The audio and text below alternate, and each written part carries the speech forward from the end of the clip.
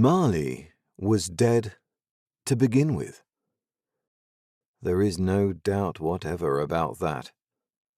The register of his burial was signed by the clergyman, the clerk, the undertaker, and the chief mourner.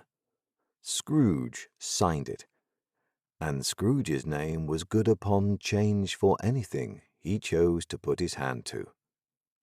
Old Marley was as dead as a doornail. Mind, I don't mean to say that I know of my own knowledge what there is particularly dead about a doornail.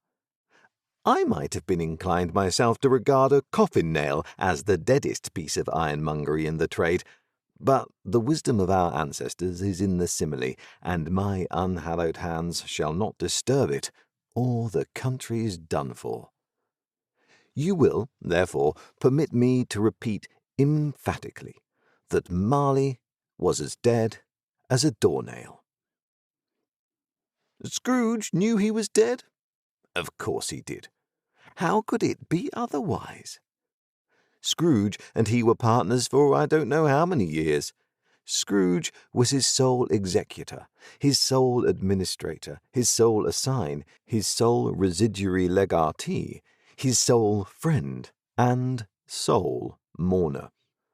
And even Scrooge was not so dreadfully cut up by the sad event, but that he was an excellent man of business on the very day of the funeral, and solemnized it with an undoubted bargain. The mention of Marley's funeral brings me back to the point I started from. There is no doubt that Marley was dead. This must be distinctly understood, or nothing wonderful can come of the story I am going to relate. If we were not perfectly convinced that Hamlet's father died before the play began, there would be nothing more remarkable in his taking a stroll at night in an easterly wind upon his own ramparts than there would be in any other middle-aged gentleman rashly turning out after dark in a breezy spot, say St. Paul's churchyard, for instance, literally to astonish his son's weak mind.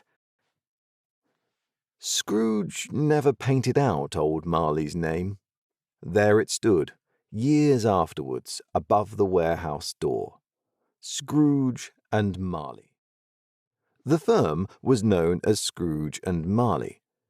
Sometimes people new to the business called Scrooge Scrooge, and sometimes Marley. But he answered to both names. It was all the same to him.